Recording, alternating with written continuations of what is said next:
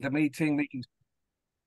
Got it. Okay. Uh, Very good. Welcome, everybody. Nice to see you all for our September meeting of the Climate Action Commission. As you will have seen from the agenda, we're following a similar pattern to recently. A little bit of a couple of intro remarks from me to begin with, then updates from the 7 SIGs, 5-minute updates from each of them.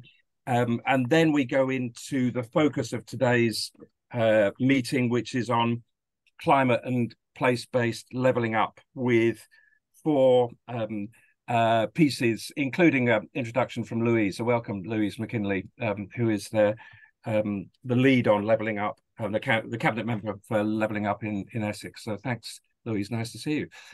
So welcome, everybody. Thanks very much. I wanted just to kind of make a couple of remarks before we start with the first of the SIGs, the Land Use and Green Infrastructure Update. To welcome everybody, of course, and to thank everybody. Considerable progress still being made across the county. I think there's a lot to be really proud of, a large number of initiatives. That's one of the reasons why I'm keen that we have these updates from the SIGs, because it does remind us all of the wide range of actions that are relevant to our journey here. So thank you to commissioners, secretariat, and all the institutions represented at this meeting and on the commission. I think it's really significant. This place-based approach is working in a number of places in the country. I want to make a couple of remarks, if I may, just to kind of set the scene a little bit, because some things have shifted and changed a little bit over the summer. 149 countries now have set net zero targets. That's 90% of the world's GDP and the world's population. 8,000 cities, regions, investors, and large businesses have now set net zero targets. And so it's increasingly becoming the norm, not an outlier, that we're kind of struggling to get people even thinking about it. If you look at surveys in the UK, the most recent surveys in the last month show that 80% of the public are in favour of action to address the climate crisis. Now, you could look at the news or at certain papers and think something different is happening in the country. You could, of course, look at the extreme weather events worldwide and conclude that we're not moving nearly fast enough. 9 days above 30 degrees in September is unprecedented for us, but so is heavy rain in July, and heat in extreme heat in June, and heavy rain in March. Every year we're going to be saying it's unprecedented, and we just have to kind of think how much more it's going to be next year. A couple of thoughts about the agenda, therefore, that we are looking at today. 2 multilateral organizations who used to be very set against the thing called green growth. Now the World Economic Forum has come on board, has done for a little bit. It estimates that the countries proceeding and supporting net zero will create by 2030 $10 trillion of income and create 400 million jobs worldwide. So that's those who are on the path.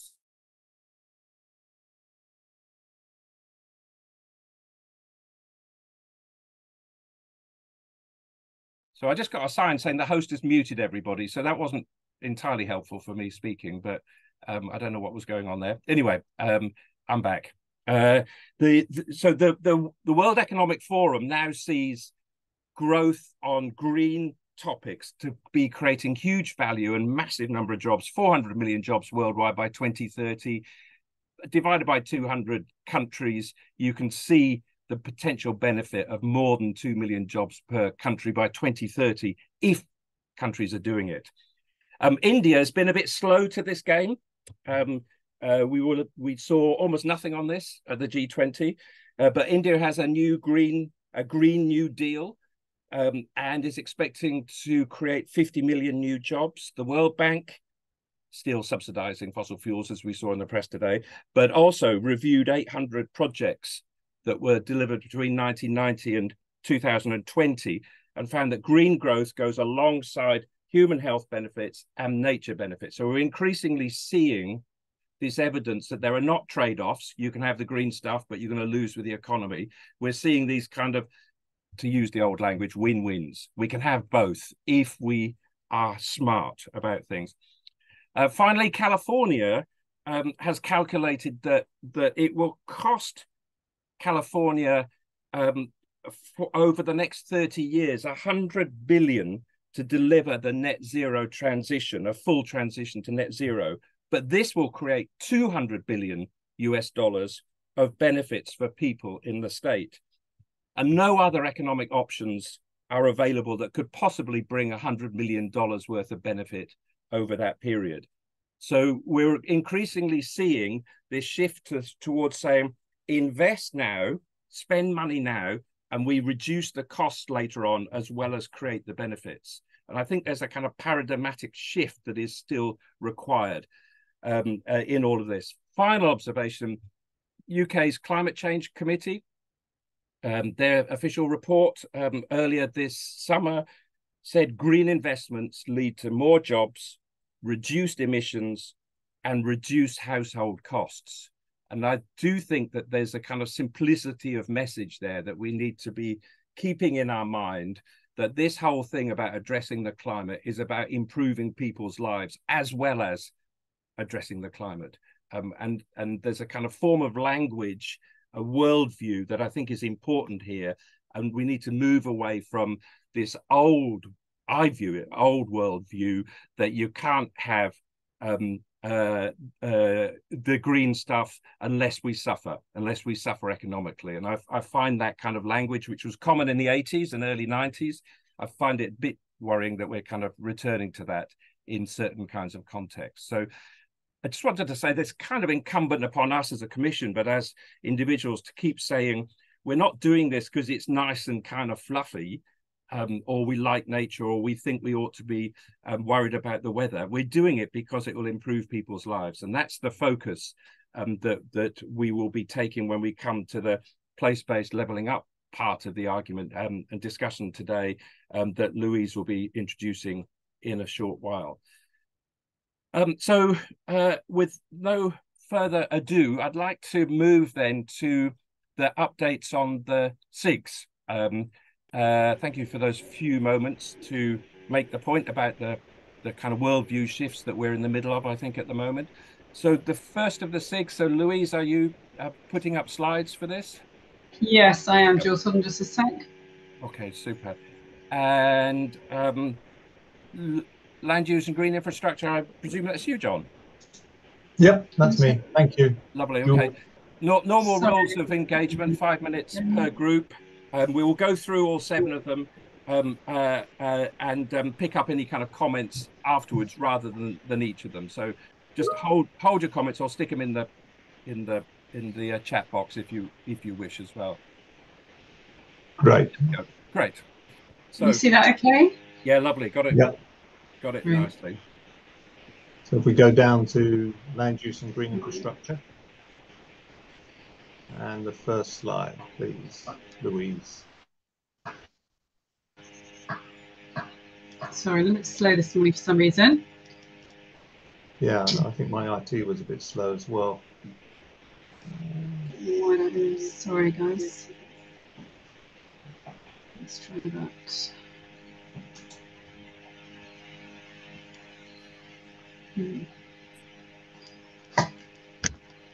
Apologies, John. That's all right. There we go. First one. Yeah, I'm good. There we go. Okay. Okay. So just to introduce the Commission to the fact that local authorities have a legal biodiversity duty, which came under the 2021 Environment Act. So the county and all the local districts and boroughs and cities must consider what we can do to conserve and enhance biodiversity. And we need to think about policies and objectives in the way we consider it, and our policies need to achieve objectives. So we need to publish a biodiversity report, but before that we are legally bound to consider, there's a consideration produced this January So that's quite high level, but it's the start of the process.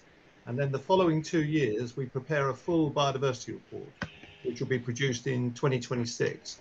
But those 2 years won't be 2 years of inactivity. We'll also be expected in those 2 years to report back on the progress made in those 2 years. So it's kind of exciting to kind of think across the whole piece. So the report will focus on kind of three aspects, really. Again, put down in our duty and legislation. So the first is to consider the land we hold and all the biodiversity opportunities in that land, whether that be our parks, our highways, etc. The second thing is the kind of messages we give out and the comms and talking to people and telling them about biodiversity. It's clear that government and the Environment Act says we want to get that message out to people about how important it is. And then the third part is actually looking at the policies and strategies and make sure that they reflect biodiversity and this overarching objective. So that's coming soon. January is the consideration, and 2 years' time, the full report. So yeah, interesting times. So if we go to the next slide. So moving on to a much more specific project, we're working with the Wildlife Trust, the RSPB and the National Trust in what is the working title, might not be the final title, of Wilder Blackwater Landscape Recovery Scheme. Landscape recovery schemes are part of the ELMS, the Environmental Land Management Schemes that the DEFRA is promoting. And the partners have got together to look at approximately 1,600 hectares of protected land and private farmland in that area. And the partners have been talking to about 20 private landowners to turn over some of the farmland into nature areas. So it's a really, really exciting project. And what we're bidding for is development funding. So it'll be a 2-year period where we put together a series of packages to make this happen. And then after the development period, it's a 20-year plus implementation period. So this is long term. And frankly, the Commission's recommendation of creating 30% natural green infrastructure, these are the programs we need to engage in almost on an annual basis. So this is the first, and we're learning a heck of a lot. So it's a bid for $250,000 to make those 2 years development. And Essex has a role as the single league entity, but our partners, the Wildlife Trust, the RSP, and the National Trust, they own huge amounts of protected land in that area. So it's about improving that protected land and creating more nature areas. And so the bid deadline is next week. So, you know, we're really moving very fast on this. And then finally, last slide, just an update on other things that are happening. We won a building with nature accreditation for our green infrastructure standards, and that was launched back in August. So we're delighted with that. We're looking at 3 other potential sites for biodiversity net gain across the county's estate. The Essex Water Strategy, which is going to be a really groundbreaking piece of work that comes out first draft in October for everyone's consideration. And then finally, Simon, Lister, me and other commissioners were at the Green Gains event, which brought together people from the NGOs, private sector, public sector, in a really thoughtful and innovative conference that Ground Control or the Evergreen Trust, which is their charitable arm, put together. So that was a really exciting event, and actually good to see so many people in Essex wanting to make a difference. And that's it, really, Jules. That's the update. Super. Thanks very much indeed, John. Lovely. Lots of good things happening there, and good to see the CFA coming along. There's fingers crossed for the bid, of course. Yeah. Lovely. Great. So energy and waste. I think that's me first, Jules, on energy. On local energy and communities work, we have been successful in getting a bid, for £1 million into the Department for Energy Security Net Zero to fund local energy champions in 3 locations. And this is developing the work that we've been doing called Community Power, which started in Littlebury and Saffron Walden to develop a whole village approach to decarbonising heat and power. So alongside that, we've also working with Community Energy South to get a bid into the National Lottery Fund, the Energy and Climate Action Fund that they've developed to provide further capacity support for local communities on local energy projects. On retrofit, we're getting very close to getting the home upgrade grant phase 2 fund up and running with DESNZ is Greater Southeast Net Zero Hub. Hope to have that going live from September, and that is a funding allocation of just shy of £19 million, which will run through to March 2025, and that will provide energy efficiency support and retrofit funds for low-income households. We're also working with the districts to find a route to getting access to the Ofgem Energy Company Obligation scheme, and we hope that that will unlock further significant funding for energy efficiency grants for low-income households in the coming months.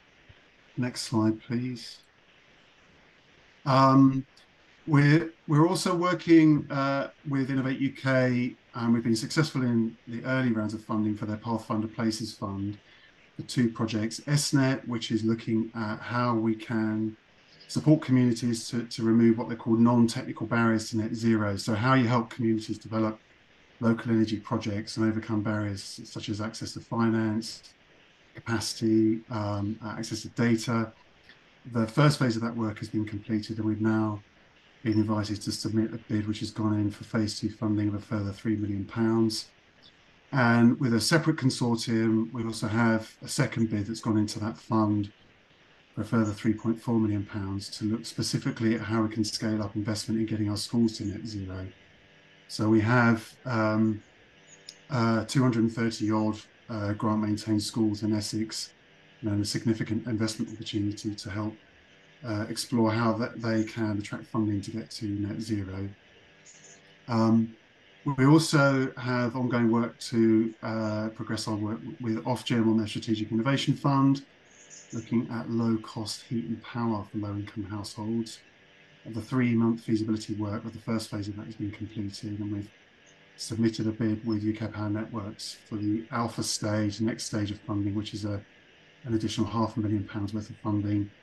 If we're successful in that, then that's going to enable us to trial that technology in a small number of households, which we are very optimistic will provide very low-cost heat for low-income households. But remains to be seen the outcome of that bid. And then last slide, please. And on community energy support, we have extended the existing programme of work through to March 2026 with funding from Essex County Council to help to continue to support the existing network of community energy groups that have already been set up. These are community benefit societies and CICs that we've supported, who have developed business plans to invest in local renewable energy projects. We want to extend that network and at least double it by March of next year, and then work towards the objective of the Commission to have at least one of these groups in every one of our 12 districts. We're going to be expanding that work into some of our levelling up areas, so we've opened up some really interesting conversations in Harlow, in Castle Point, and also down in tendering to develop community energy groups in some of our more deprived communities. And through that, we're expanding the pipeline of community energy opportunities, investment opportunities through a much wider range of groups, working with parishes and advocacy groups and local community leaders. And actually that is really starting to grow very significantly.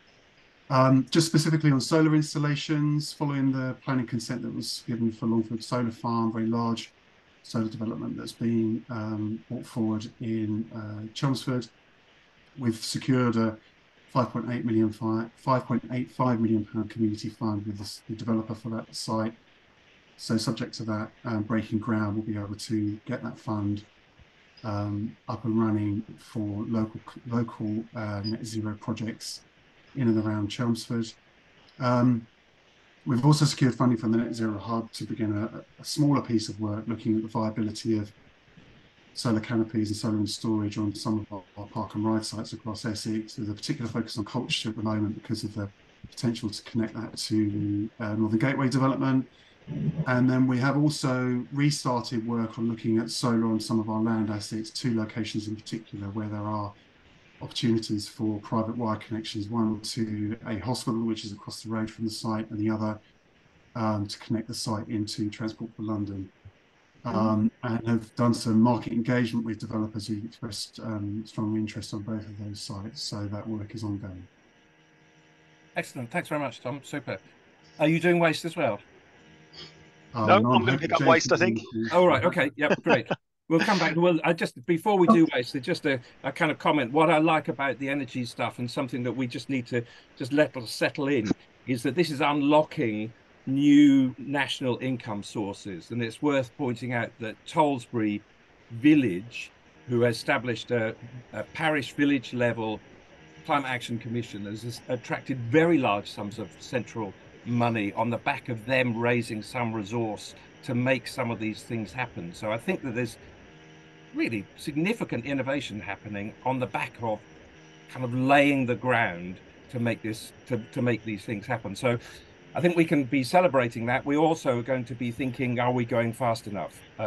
So good to have the solar updates, but depressing earlier this week to hear about the wind catastrophe, really, for the UK.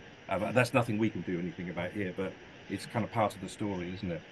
Thank you very much, Tom. So waste then. Thanks, Louise. So just kicking off, first of all, on Waste Strategy for Essex. Consultation on the strategy is being launched tomorrow. So this is a draft strategy that's been prepared jointly by 13 local councils in Essex. So the County Council working with 12 district, borough and city councils, and is really setting a framework for the delivery of high-performing waste operations within Essex. Its focus is very much around adoption of circular economy, with the operational focus on reducing waste, increasing recycling and recovery. And I think what's really exciting about this is that the recommendations from the Climate Action Commission have been transposed into the draft strategy. So what we're seeing is recommendations around high levels of recycling, so hitting 70% recycling rates, targets for waste reduction, as well as moving away from the use of landfill. So with a clear target around zero waste to landfill. So what we're seeing is, all those recommendations were sitting within the from the initial Climate Action Commission report being transposed into this framework strategy, which is, as I say, out for consultation. That consultation will run for 10 weeks. And following the consultation, there will then be obviously feedback to consultees and further refinement before we then look at adopting strategy during 2024. There is already quite a significant public engagement piece being mobilised, ready for the launch tomorrow. And what we'll ensure is that all commissioners also receive the briefing packs and the detail of the strategy, together with links through to the consultation portal, so that hopefully everybody around the table can encourage their contacts and networks to respond to that strategy document, so that we can get all those views as part of the final development of the strategy. Next slide, please. We're also doing some significant work around operational services and influencing behaviours. So we've now got almost half of our districts doing fundamental reviews of their curbside service to enhance both access to these services for residents, but also increasing the scope of materials that they're collecting at the curbside, which is obviously fundamental to achieving those high levels of performance. And we've also got a significant piece of work that's being delivered at the moment to encourage greater participation in food waste services. We still have around about 25% of the residual waste stream is food waste, despite there being significant food waste operations in place across the county. So we've launched an intervention program to encourage people to participate in those food waste services, providing them with caddy liners, with further information, making sure that we've got caddies out there so that people can participate in those services. And that's being delivered. The first phase of that was kicked off a couple of months ago. The second phase is starting in 3 of our districts later this month, and then we've got a third phase starting towards the winter of this year. So already we've got about 120,000 households have already received information around their food waste services to encourage greater participation. Further 130,000, say, in September, and I think it's about 150,000 in that final phase, and getting some really good responses to that already. Just in the first phase, one of our districts has seen a 7-fold increase in requests for food waste caddies following the intervention. So, we're really confident that's going to translate into greater levels of participation and greater levels of food waste capture, rather than seeing that in the residual waste stream. Next slide, please. We're also doing an initial piece of work around business engagement. Again, this was a key area that came out of the work with commissioners, that we recognised there was a gap in terms of how we engage with local businesses. So we're looking to develop a great start guide to really encourage businesses to adopt more circular economy principles within their operations. We're looking to launch that with a soft launch in Braintree and Uttlesford, just to test it, and then looking at how we potentially integrate that into the Great Start guidance. So that's sort of just a slight embryonic piece that's working at the moment.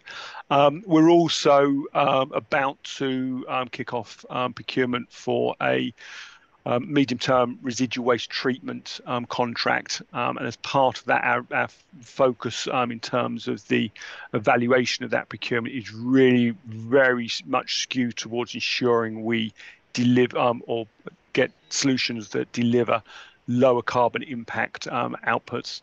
So again, our methodology of evaluating those bids will favour those that are delivering solutions which minimise carbon outputs.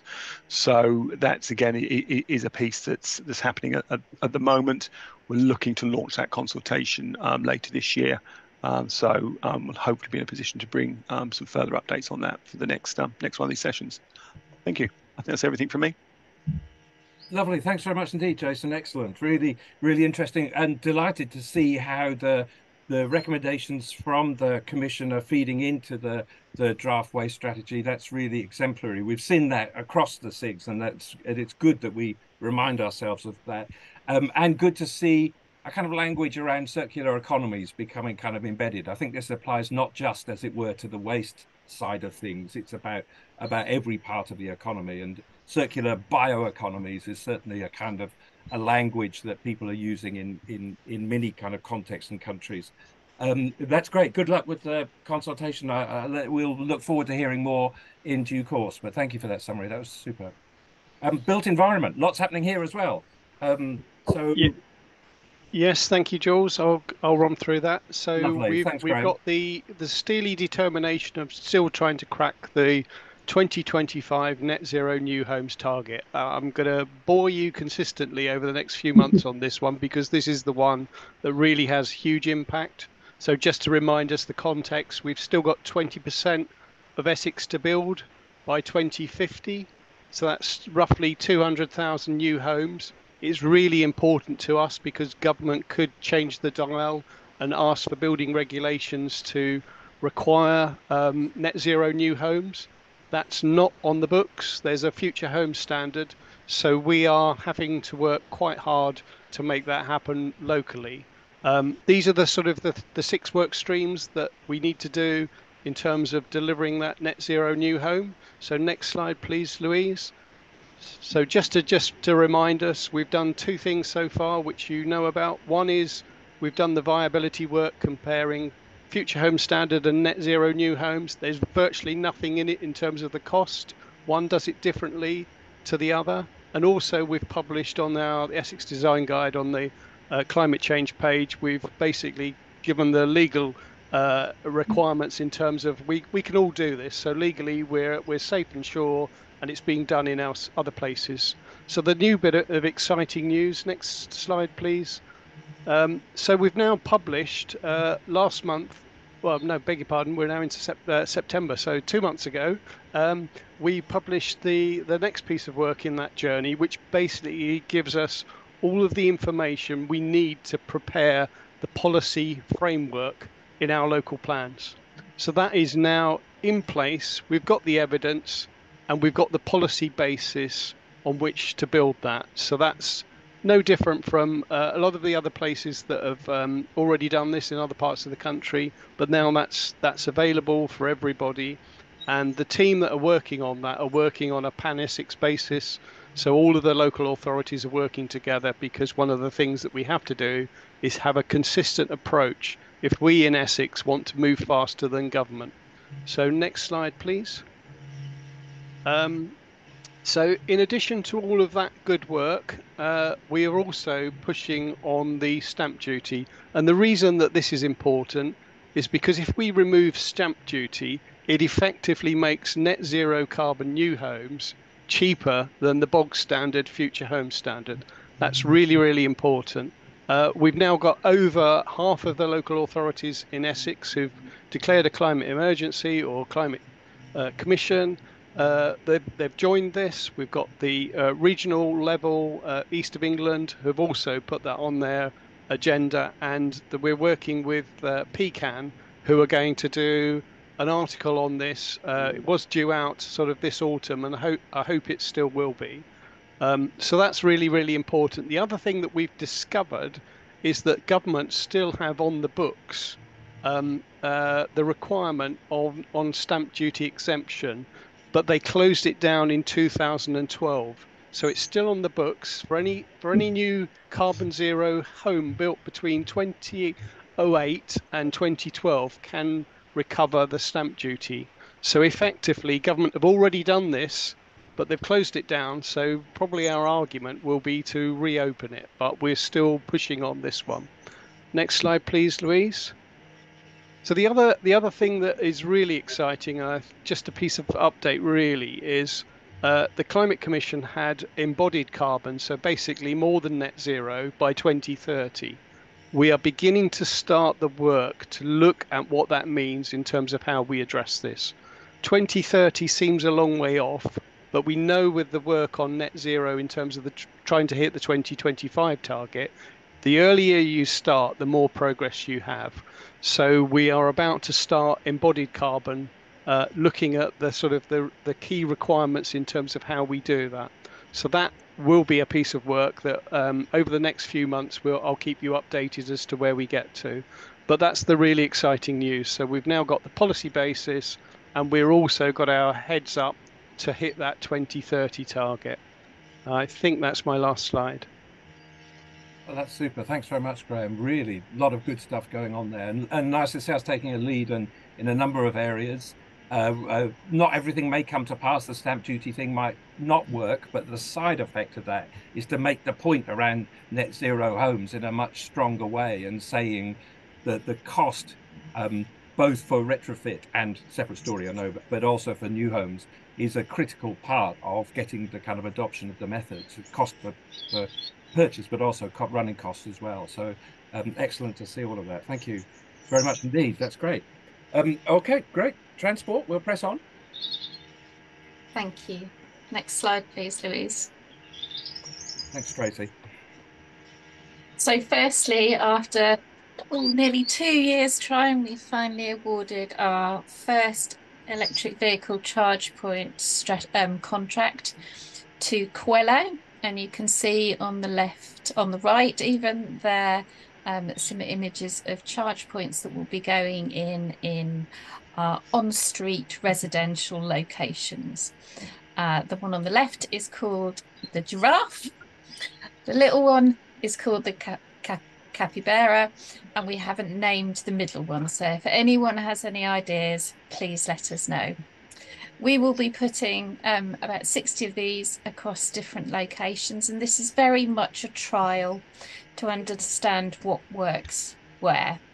This will inform the Levi bid, which is a little further down, Local EV Infrastructure Fund, where we have been tentatively allocated £8 million for more on-street residential charge points. So a lot of progress on there.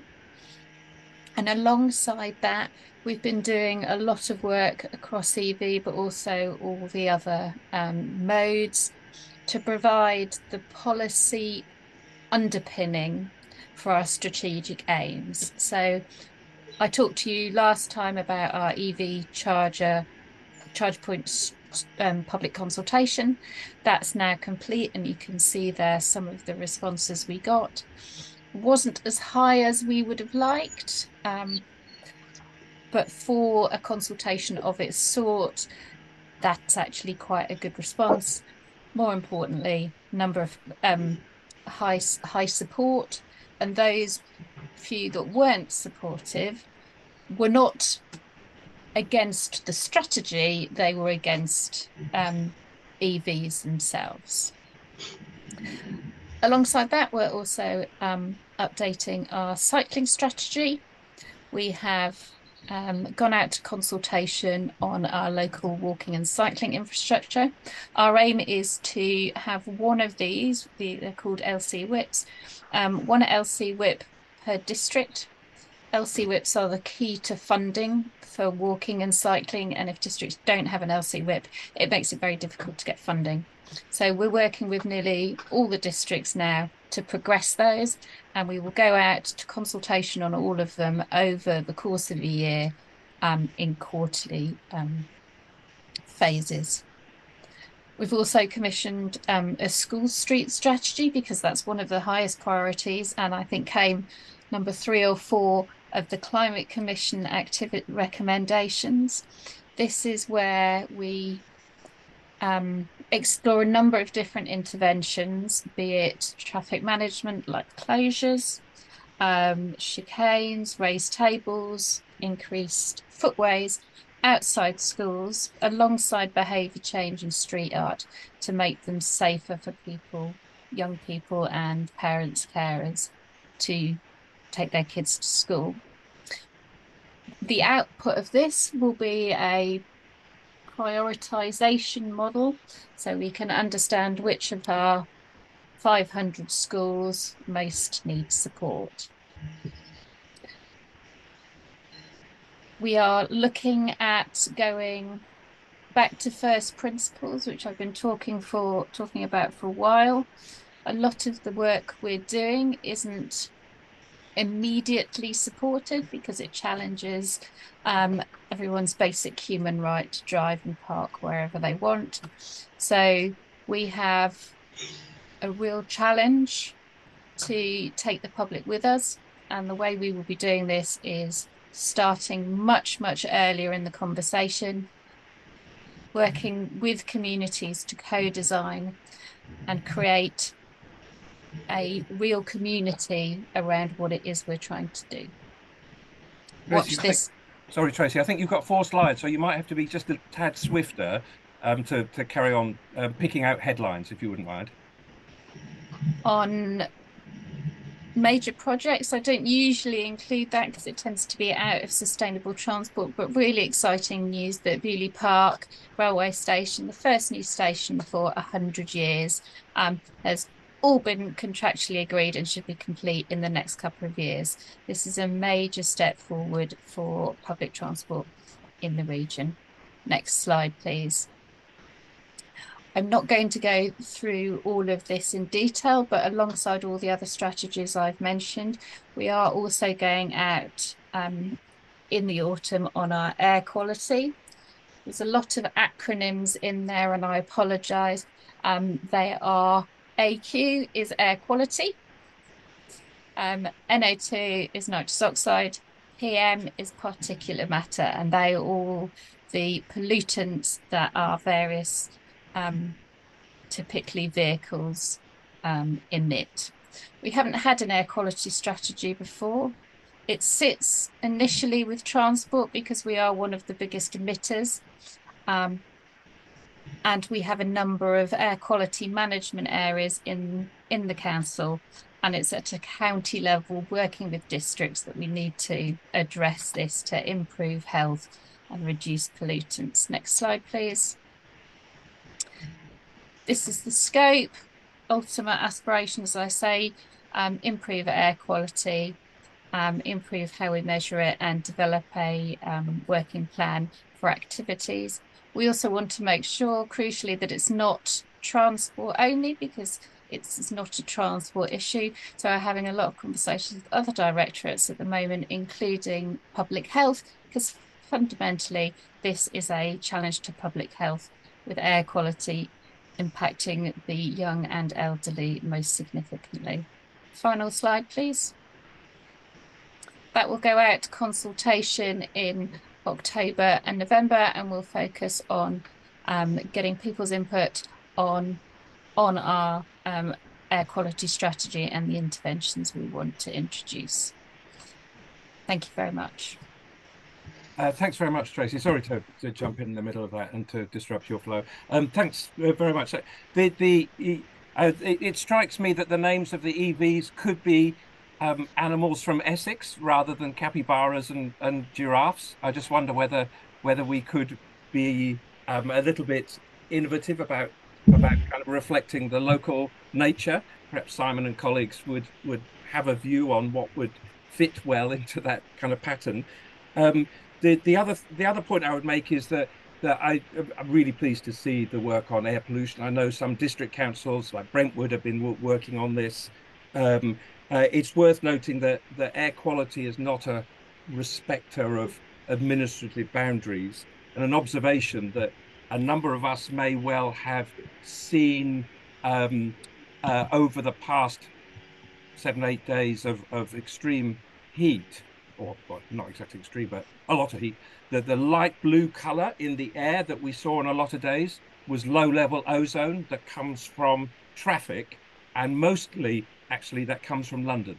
So although the discussions and controversy over air quality in London seems to relate only to people living in London, actually it relates to people living in Essex as well, because their air pollution is transferred to us. And so I think that we should be doing everything we can in that area as well. EVs will certainly help with things. Peter, you've got your hand up. Could you hold it whilst we do the last two for the moment, or do you want to jump in here? Peter Schwer.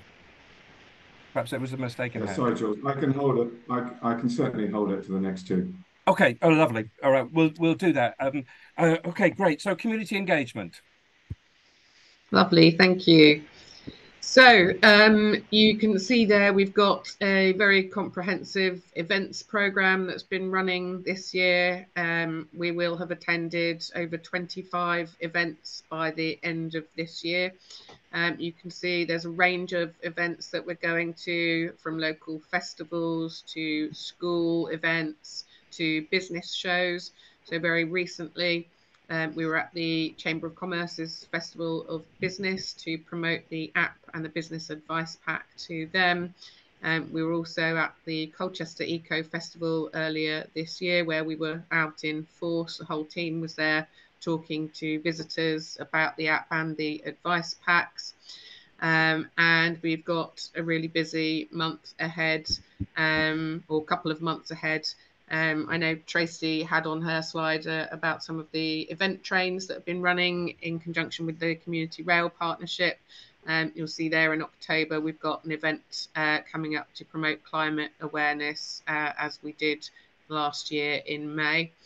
And in November, the annual event at Essex County Council, LearnFest, we will have a couple of sessions running there to support our colleagues in learning about the carbon literacy training and the Carbon Cutting Essex app as well. So lots of events trying to reach a wide range of residents there. And if we can move on to the next slide about Councillor Schwer's visit. So as usual, Councillor Schwer our climate czar has been out and about visiting local businesses and attending events. You can see there just some of the ones that he has been visiting since the last Climate Commission meeting. So he was out at some sustainable businesses. He attended the Food and Farming Day at Writtle University for young people. And latterly, he was at the Wilderness Foundation visiting our very own Commissioner Joe to find out all about the great, fantastic work that's going on there. And as you can see, we had some great weather for the day as well. If we can move on to the slide on projects, that's great, thank you. So lots of projects going on. We're working with Genesis, a PR agency, to promote the climate focus area and develop some collateral materials, banners, to promote the CFA. We're also working with Involve on their local climate engagement programme, which is working with 3 town and parish councils in Essex to support them in engaging the public to develop their local nature plans. We're also working with the Design Council on the Design Differently project, which is working with our co-chair, Praj, to support schools in Essex in developing a network of climate ambassadors, which was Praj's idea, as you'll remember, last year. We've also developed a couple of films, so one to promote the green infrastructure standards, and then there's also one in the pipeline on our arts and culture and climate related activity across the council. Moving on to the next slide, please, which is some stats on the app, which you'll recall that we launched in May of this year on International Biodiversity Day. So it's been going a few months now. We've had over 500 registrations across the county. You can see there's quite a good level of engagement. People are taking part in the quizzes and watching the videos that are there with a different theme each month. On the right-hand side, you can see the map of registrations, where people are. You can see the top 3 locations in Essex are Colchester, Chelmsford and Braintree. And then in the bottom graph, you can see the age range. So the majority of users of the app are sort of in the sort of 40 to 55 age range, but we're trying to bump up numbers either side, and we're going to be out and about at various freshers fairs to try and get some more young people on board. And then if we can move to the final slide, please, which should be on carbon literacy training. I think we've skipped a little bit forward there. But in terms of the carbon literacy training, that's been going really well. We have had over 300 employees become accredited. In June, we went to Manchester to collect our Bronze Carbon Literacy Award for the council, which has been deemed a carbon literate organisation. We've had our leader, our exec director for climate, and our climate czar, Councillor Schweer, have all completed the training. And we have a fantastic celebration event in the council chamber tomorrow to celebrate all those who have achieved accreditation this year, and to award prizes for a little competition that we ran for staff to talk about what they've done with their pledges and the impact that they have had from them. So that's all from me. Thank you very much. Lovely. Thanks very much indeed, Carrie. Super. We'll move on to just transition then to the final presentation. Thanks, Jules. Apologies, Tristan couldn't make it today, so you're stuck with me, and hopefully I won't do a terrible job. So firstly, talking about our Green Entrepreneurs Programme, this was a 6-week programme that was run in July and August by an organisation called Art Clubbers. It was a support programme for budding entrepreneurs aged 18 to 30. There were 8 entrepreneurs that saw the full progression of the programme all the way through, from sign up through to a pitching event. 3 of our entrepreneurs pitched for seed funding and won £5,000 of seed funding each. And that was across the green sectors. So Elias is interested in agroforestry and has a really interesting business around Essex Chestnut Cooperative. Jake Wing, who runs Curo Group, is interested in sustainable loft boarding and insulation, which is a fantastic technology that prevents most of us from compressing our insulation in our lofts to help with energy efficiency and actually minimising our bills. And George Booth, who is one of our success stories from our retrofit training, who went through the fully funded level 5 retrofit coordination training and is now starting his own retrofit startup business. We'll be holding an event for them shortly to showcase their ideas, but also going on with 12 months worth of support to really take their businesses from where they are now and show some growth and support for that going forward with mentorship, etc.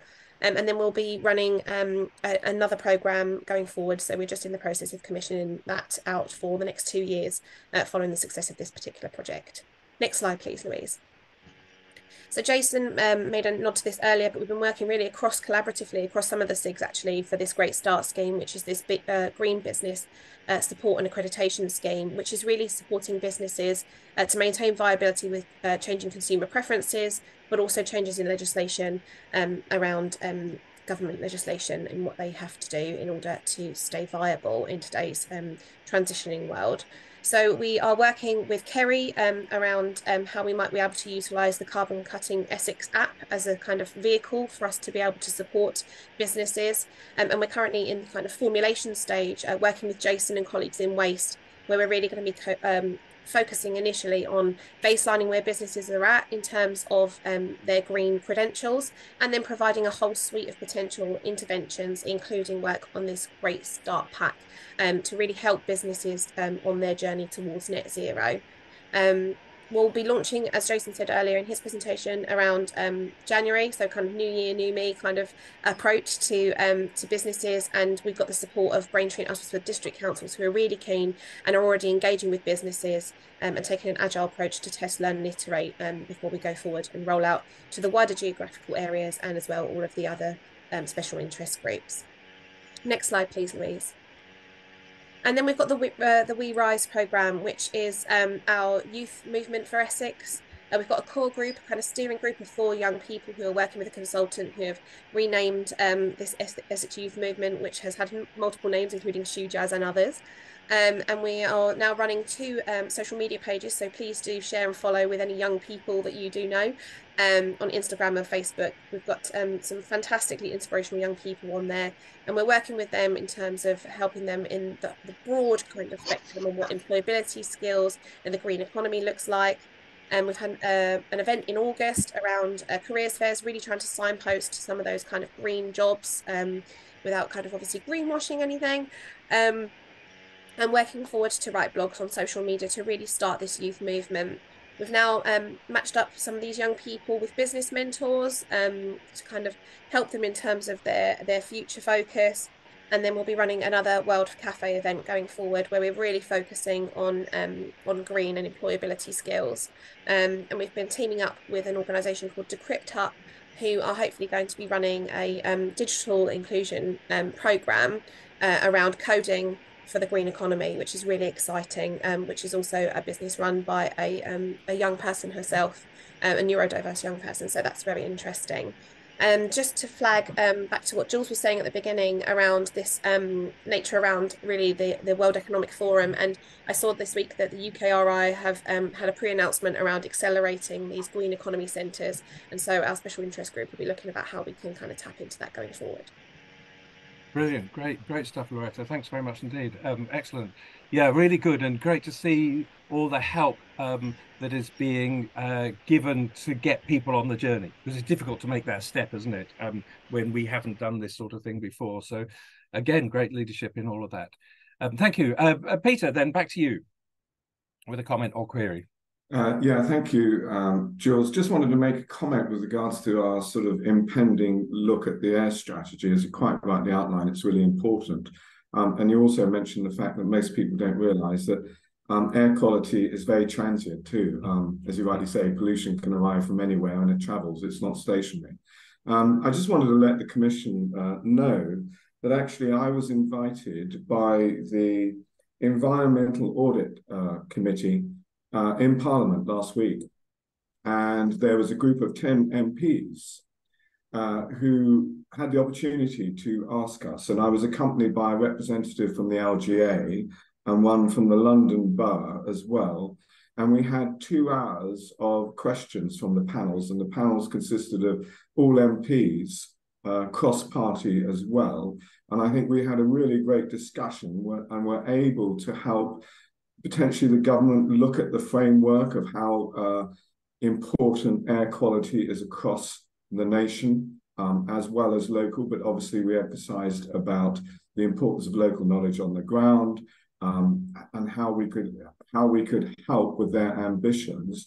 And also we were talking about how we need to basically not go too low on air quality standards, but actually increase them to the recommended WHO, because they are sort of looking at different levels and how to do it. So I feel that was a very influential and helpful 2 hours of intense conversations with MPs, who I think took notice of what we as a panel of 3 mentioned, with all the experience of local government, and how we could help achieve effectively to control or help towards a better air quality in the future for the country going forward. Very, very interesting. Thank you, Peter. That's excellent. That's good to hear. I've just had a note regarding Louise has got to jump off to another meeting in a couple of minutes' time. So, Roger, I wonder if you wouldn't mind just holding on to your question now, and we'll come back to. I'll open up questions about the SIGs after we've had this next bit, but as Louise has slated to set the scene for the next part, I'm just going to go straight into that now. So, Louise, would you like to begin with an introduction to the next section, which is on climate and place-based levelling up? And then we'll proceed with that. And then, colleagues, if you could just hold your questions to the general discussion at the end, we'll kind of wrap this all in together at that point. Louise, over to you for an intro. Thank you, Jules, and my apologies that I can't stay for the whole meeting. I'm meant to be somewhere else in 1 minute, so I'll keep this brief. But I am pleased to be able to join you today to obviously discuss that mutual agenda between the Levelling Up Essex work and climate action.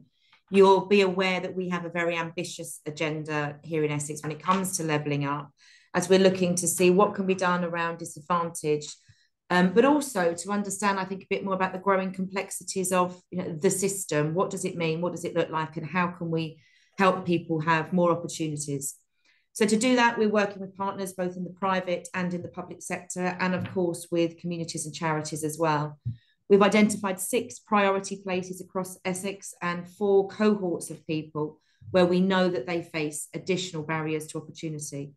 And overall, the drive is to spread that opportunity and to be able to give people the tools so that they can have more decisions over their own lives.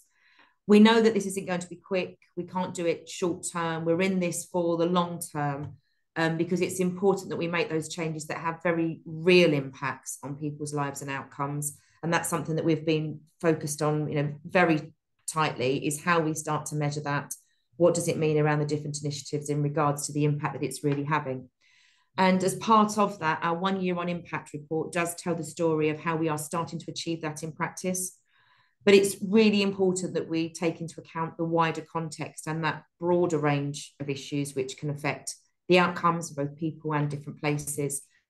And the impact of climate change, global warming is an important part of that context, particularly if we do consider the coastal areas from the place perspective when it comes to levelling up, where clearly they're more exposed to climate-related risks, increases in sea levels, flooding, etc. And that's compounded by the fact that we know that places where we are targeting levelling up, where there are greater levels of deprivation, that they are less able to prepare, respond, and recover to when those climate shocks take place. There tends to be lower levels of community and civic assets, poorer quality housing, infrastructure, etc., and of course fewer jobs. So the whole package to that response is much weaker, where indeed some of the challenges are much more profound. So from a Levelling Up Essex perspective, we're keen to think about how we take into account the social, the economic, and the environmental context when we're driving forward the levelling up work in practice. And we're keen to clearly make sure that that's strategic, but that we can marry up both our levelling up and our climate change goals. So you're going to shortly be seeing 3 presentations that showcase some of the social economic levelling up work that's underway and where we think there's a particular relevance to the climate change agenda. And our hope is that in bringing this here, it will stimulate discussions and indeed identify some of the overlaps and draw out some of the unique expertise on this call so that we can look at how we can take that forward collectively. So first, you'll hear from Active Essex about the very successful pedal power scheme, which isn't only delivering great outcomes for people, but clearly is about active travel that's important for the net zero goals. And then second, you'll be hearing about the work on the so-called blue economy, how we can leverage this to provide jobs, infrastructure and growth in some of our coastal communities. And then finally, we'll conclude with by giving consideration to the importance of cleaner, safer and warmer homes on the socio-economic outcomes as well as the environment. I'll leave it there, Jules. I only wish I could stay for the next part. As I say, unfortunately, I can't. So thank you very much for giving me the chance to open that. Louise, thank you very much indeed. That's super. I love the way that we're seeing these different agendas coming together. Leveling up is about improving people's lives, whatever kind of language we use in that. It's about economic benefits as well as social and cultural ones, and putting that square alongside and in partnership with what we're having to do with climate and nature. Super important. And again, I think we're taking a lead on this. So I want to thank you for coming in and introducing us. And do jump off, because I know you've got to go straight away to another meeting right away. But thank you very much for that. Thank you very much. Colleagues, I'm going to carry on with this next section because we've had the introduction. Sorry, I know this is quite a lot of talking at you, but hold any kind of comments and queries for the next bit. I'd like us to move to Juliet Raisin from Active Essex. Juliet. Yes. Yes. Welcome. Good morning, Jules. Morning. Good morning. I'm also a Jules as well, so this is nice to meet a fellow Jules. But for this context, Juliet will do. Yes. Over to you then. Thank you very much. And also, I know Louise has gone, but I think a great introduction to what I'm hopefully going to share over the next 10 minutes with you. Very quickly, my name is Juliet. I am one of the relationship managers at Active Essex. We are the key commissioner for physical activity in Essex, but hopefully today what I'm going to share with you very quickly is the difference that a bike can make to people's lives and the community. And Essex Pedal Power has had excellent outcomes that we've been achieving over the past couple of years. Not just getting people physically active, as I said, we're the commissioners of physical activity, and that is important to us. But hopefully I'll be able to share with you today some of the wider socio-economic benefits that we've also seen through this innovative project, including reducing loneliness, increasing community trust, and also importantly for today's agenda, reduction in car journeys as well. So hopefully you can see my slides. Please let me know if we're not. Also, I'm taking a big risk here and hoping to share a video. So God knows how that might work today, but if it doesn't work, then I will just share it. It's all in the slide deck. So quickly, before I go on to what is Essex Pedal Power, I'm just going to share a couple of stats with you, which I'm sure this group is fully aware of, as you are very much leaders in this agenda. But in terms of active travel, we know that currently 60% of car journeys is done under 5 miles. And we know that only 3% of all trips are made on a bike. And this figure hasn't changed in the past 20 years. So really, this is the foundation to why we felt that trying something new, trying something innovative, giving away free bikes, doing Essex Pedal Power in Essex was a really good, a different opportunity to try and change that journey or that time, that progress, which is somewhat stalled. We know that there's great work going on in Essex to try and change that, to encourage people to do active travel, lots of infrastructure conversations, etc. But actually, how can we, and we are working very closely with all those agendas to try and how do we embed this initiative to support some of that work. And then finally, we also know that 77% of residents from lower socioeconomic groups never cycle as we speak, but yet 31% of them would like to start. So this is really the foundations as to why Essex Pedal Power was thought as a great initiative and a leading flagship programme for the work that we're doing around the Essex Local Delivery Pilot in Essex. To give you a very quick flavour of what it's all about, I appreciate that some of you might have seen this already or heard of it. Apologies if you have, or you might have seen an orange bike in one of these communities and understood or thought, what is this all about? So hopefully this might link it all together. But very quickly, the scheme provides free bikes to residents in our county's most disadvantaged communities. And the aim is to significantly increase cycling, active travel and physical activity levels. Ultimately, we're trying to reduce cycling and inequalities, as we know that the on-costs of even someone trying to think about, but if they want to, ideally everyone would like to buy a new bike. If you were then to get all your helmets, bike maintenance on a yearly basis, a locker bike, etc., you're looking over £500 for that, and that is just not something that is achievable, as we know, for some of our most disadvantaged communities. As this slide says, it's a community-based cycling scheme that we initially piloted in Jaywick and Clacton. And this was launched back in June 2021. So we've just done our 2nd year anniversary of delivering in Jaywick and Clacton, which is why today's slides, I'm specifically going to talk about the impact that we're seeing from just Jaywick and Clacton. But as I'll explain later, we are expanding to other areas of Essex. But yeah, the slides today are just looking at that data that we collected for this one area.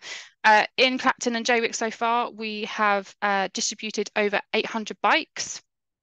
And as I said, we are very excitingly going to other levelling up areas. So our aim is to give away over 5,000 bikes by 2025, focusing on all the 6 levelling up areas that Louise McKinley just mentioned that are our focus areas for Essex. This year, we've also launched in Colchester, Harwich and Dovercourt and Basildon, all very much more in their infancy stage, but all already showing fantastic results. Just very quickly, individuals are assessed against a set criteria in Jaywick and Clacton, that is deprivation and residential status. They're then loaned a bike for free. Each bike is fitted with a GPS tracker, and this really just provides us really integral intelligence on, you know, how that bike is being used. And some of the impact that I'm going to be able to show you to you today is because we've tracked those bikes and got some really great intelligence. If the user is regularly using their bike after 12 months, then the individual is gifted that bike for free. There is no upfront cost. There is no other costs associated with this program. If they show that they're using it and they're getting great outcomes out of it and achieving great things by having this bike, it is then given to them for free. And just to say, we also provide wraparound support, not only a community feel and sort of cycling groups that they can join, but also training packages, learn to ride sessions, basic bike maintenance training, as well as a helmet and lock and light. So if I can try to get the video to work, I will, because I really feel that this brings the project to life from the participants themselves, sharing what they are getting out of the project before I show a lovely infographic that shows it all on a screen.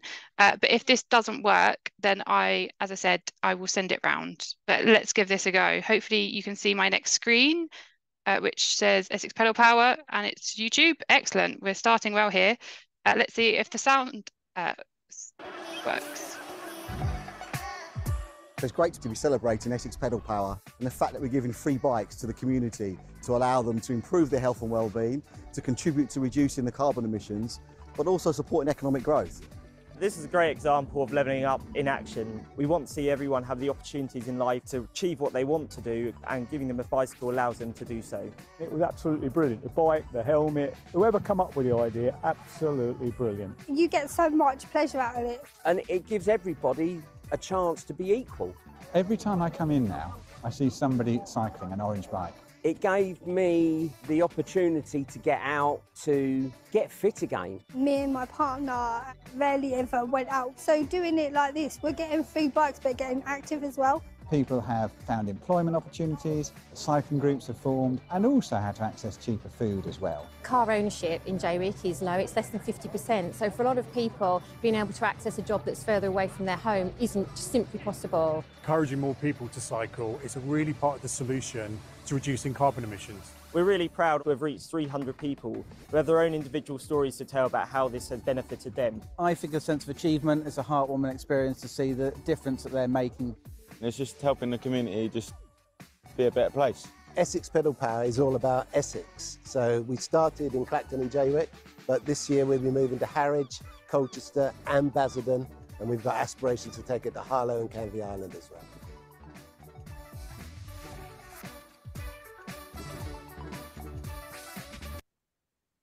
And they got good weather on that day as well, it seems, which was it's good to see. But yeah, that video worked, which is brilliant, and hopefully that brings it to life.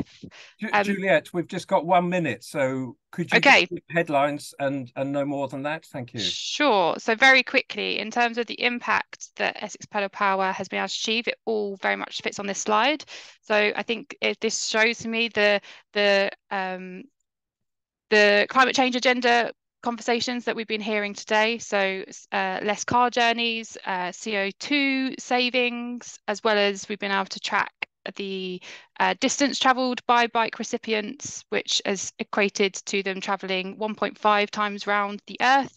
And this, for me, just highlights all the great impacts that the project has been able to achieve, which I mentioned before, which is not just reducing inactivity, but we've seen increased life satisfaction, increases in volunteering, increase in access to things like supermarkets, education, training and employment, increase in community trust, and also for today's conversation, really importantly, a reduction in the car journeys.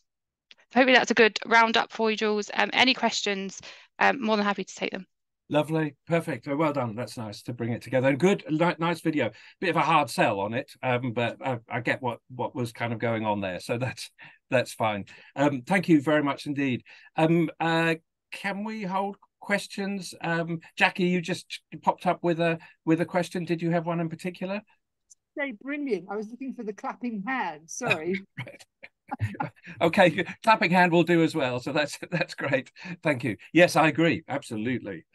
Very good. And good to see the plans for spreading that further. Thank you very much, Julia. Questions we'll come to in a bit.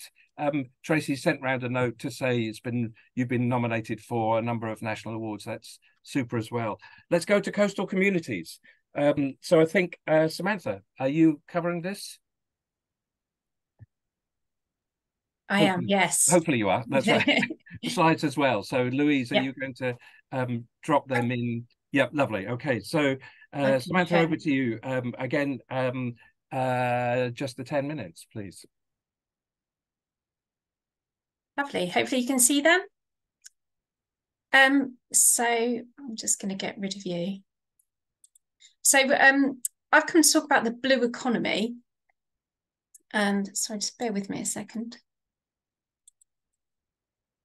Yeah, so I've come to talk about the blue economy, which in essence encompasses all economic activities relating to seas and coasts. So it's about using their natural and cultural capital to generate economic value, but also contribute to the environmental objectives such as renewable energy generation. But I guess for Essex, climate change and green growth, high profile strategic agendas, and blue economy is relevant to both. But what I kind of wanted to get across in this presentation was really about their links then to levelling up. And so I'm going to talk a little bit about coastal communities, mainly tendering, which is the area I work in within the sustainable growth team, and give you a case study of Freeport East, which is one of our kind of key programs at the moment that's helping to deliver blue economy. So before I start on the opportunities, I just wanted to summarise the socio-economic challenges that we're trying to address. I've written these specifically about tendering, but equally it could apply to many of the country's coastal communities where they've seen a decline in traditional industries. So we have a lack of economic opportunity, so low job density, low productivity, and that exacerbates high levels of deprivation, low skills base, poor transport infrastructure, and limited connectivity. So we do have pedal power running both in Clacton and Jaywick and Harwich and Dovercourt, which is fantastic. Lack of digital infrastructure and affordability, and particularly ultra and gigabit infrastructure, which is needed for business development and people working from home and those kind of things that we have in our more urban areas. Declining town centres. So retail is a big issue nationally, but for coastal communities, if you think about a town centre's hinterland, they're normally drawing people from the surrounding area. Well, in a coastal town, half that area is in the sea, so you already have a much lower kind of base of people coming into that town centre. So you have additional challenges on top of other challenges around retail.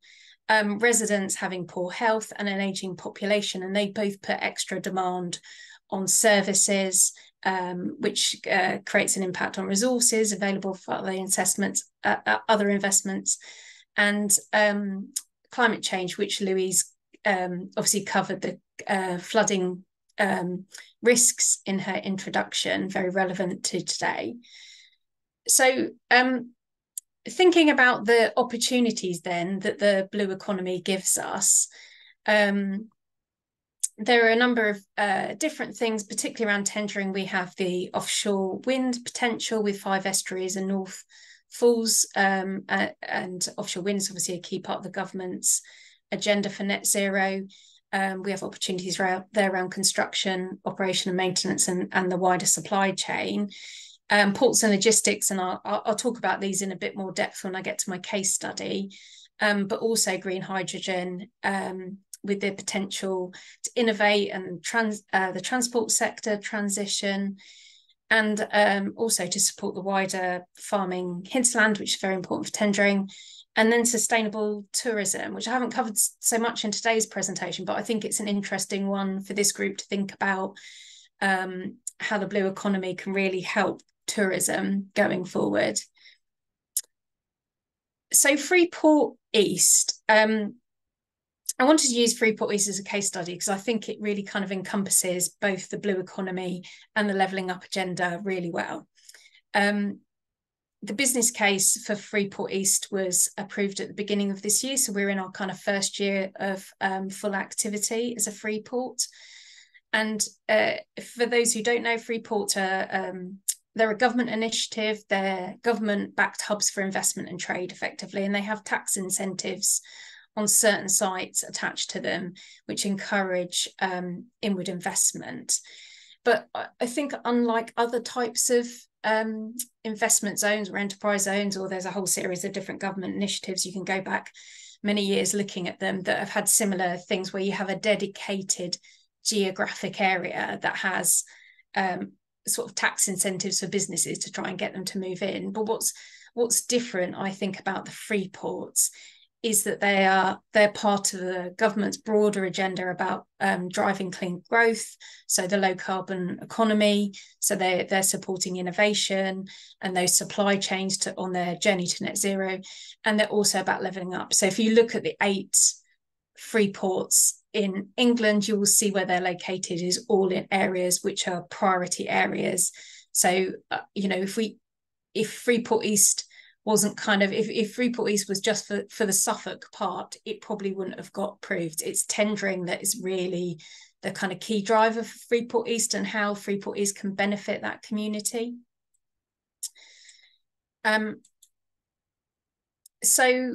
So Freeport is, sorry, this is a bit of a complicated slide and I don't expect you to see it all, but it was just trying to explain what the Freeport is. So you have this wider geographic boundary, and that's important, and I'll come back to why. But within that boundary, you have tax sites, which are the areas that are getting the tax incentives for businesses to come in. They have seed capital funding, and this is where the economic activity is generated. And within Freeport East, we have 3 tax sites in Harwich, Felixstowe and Stowmarket. And between them, they're looking to generate 13,500 new jobs and create a GVA of 5.5 billion over the next 10 years.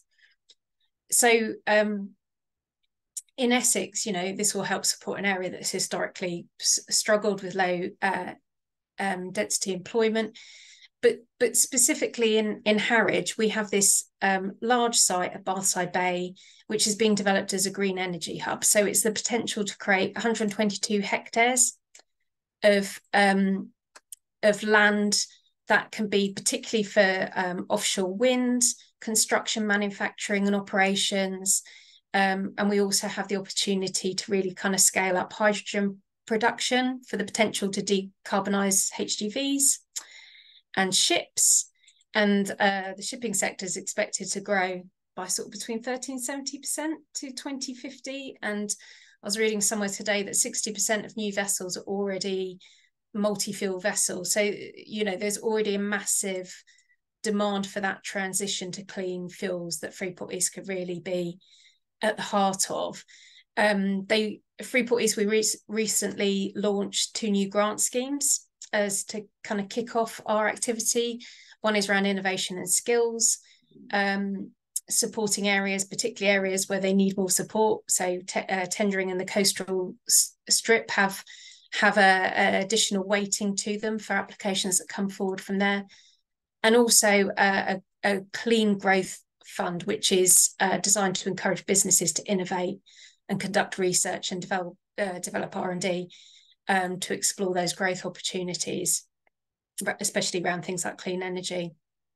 So we're just kind of kicking off the work now. You can see the sort of Freeport East activities on the slide around access to higher paid jobs, skills and employability, innovation, trade and investment, net zero, and infrastructure regeneration and levelling up.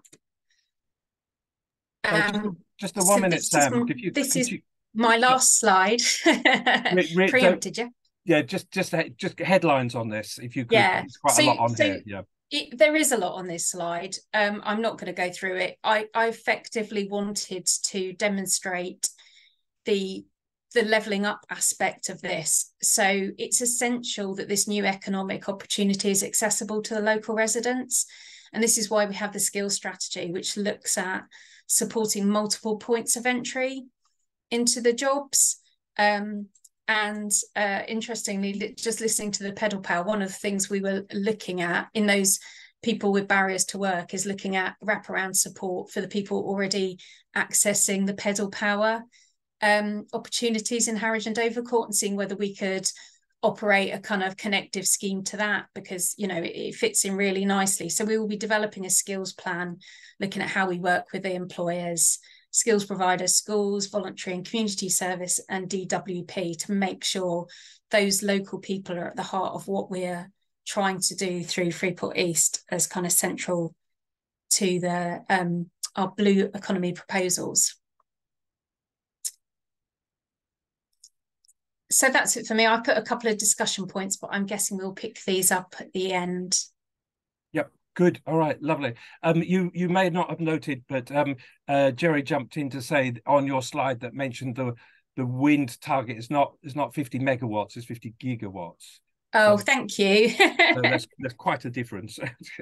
Yeah, thank you. And that's probably in lots of slides, actually. Yeah. So just go back and correct that one. But thank you very much indeed for that.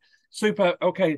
Last but absolutely not least, Rebecca Jip is going to be talking about housing and retrofit. Rebecca, have I pronounced your name correctly? Is it Jip or Gip? Jip, yes, that's Jip. Thanks, Jules. Right, okay, great. Over to you again. Just the 10, if you wouldn't mind. Yes, no problem. So thank you, Jules, and hello, everyone. My name is Rebecca Jip. I'm the Head of Levelling Up Coordination at Essex County Council. So my role is all about working with people like Louise and Juliet and partners across the system to try and take the strategy from really nice words on a page into practical action. So I'm here today to talk a little bit about the relevance of retrofit and levelling up Essex, which, as we've already heard from Louise and others on the call, it's all about it's all about action in areas that can make a real difference to people's lives. And Levelling Up Essex is all about both short-term wins, but also about longer-term systemic change, and really about addressing the root causes of poor outcomes in our places. So part of that is about thinking about what are the major strategic opportunities that deliver against multiple agendas. And that's really where housing and retrofit comes into it, because we know that better housing, more energy efficient homes really helps boost outcomes and residents' outcomes in their lives. So whilst we know there are some major barriers to delivering at scale, they're set out on the slide here. We know we've got issues around low demand and low supply. It really means that mobilising change at the scale and pace that we need to is really problematic. So despite this, we still think it's important and useful to consider retrofit through a wider lens. This slide sets out the benefits of taking that wider lens, essentially thinking about retrofit. Apologies, my screen's just gone funny, so I'll keep going, but do shout if you can't see or hear me. So despite the challenges, as I said, we still think there is value in exploring retrofit through a wider lens. And this slide just sets out some of the socioeconomic links, if you like, to retrofit. So we know that poor housing has negative impacts on people's health. We know that it results in things like missed education. We know, particularly relevant to the cost of living crisis, that poorly insulated homes means that increased household costs have an impact on low-income households. And so the point of this slide really says that actually retrofit is much bigger than just a climate business case. When you start to look at it through the lens of socioeconomic outcomes, the return on investment really starts to stack up. And that's really where the climate and levelling up agenda overlap happens. So retrofit is not just about delivering climate benefits. There's benefits to be made from an economic perspective and from a social perspective as well. And that's why we're interested and glad to be here today having that conversation. This slide just sets out some of our levelling up priorities. So in Essex, we've developed our own local set of priorities that you can see here. So there's the National Levelling Up White Paper, which guides our work, but actually the work is framed around the things that really make a difference to Essex residents and Essex communities. So the stars on this slide are the areas that we think retrofit's a really important enabler of or has a link to. So access to employment, raising aspirations, business growth and innovation, increasing literacy, improved health, skills, lifelong learning, and improving educational outcomes. We think retrofit's a really important strategic opportunity that can help us deliver or at least enable better outcomes against these areas, and possibly more, who knows. So that's why it's really good to be here having that conversation today, to think about those areas of join up. So whilst we know it's a really significant challenge, we know there's lots of reasons why we can't do this, lots of levers that we don't have. Our retrofit action in Essex has already focused on the things that we think we can make a difference against.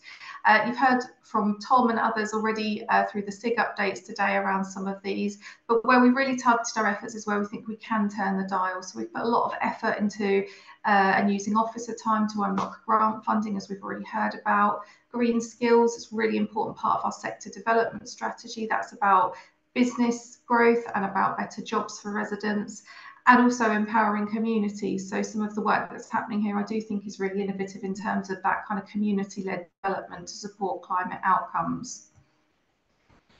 So given that's a very quick run through around the links between levelling up and retrofit, it's important to both of our strategic agendas. It's important to levelling up and to climate. And so it's really important that we think about how do we amplify our impact? What additional levers or opportunities might there be to scale impact, to scale the pace of retrofit? As Louise said at the start, the potential impact of cleaner, warmer and safer homes on people's lives is really significant. So however challenging, I guess, the scale and pace retrofit, it's important that we remain ambitious about it and think about what else can we do. And so perhaps for discussion similar to Louise's point at the start, understanding what some of the additional levers and activities are that we might explore would be really good, given that it does speak to both of our respective agendas, and the potential return on investment is really significant for us. Thank you. That's super. Thanks very much indeed, Rebecca. That's great.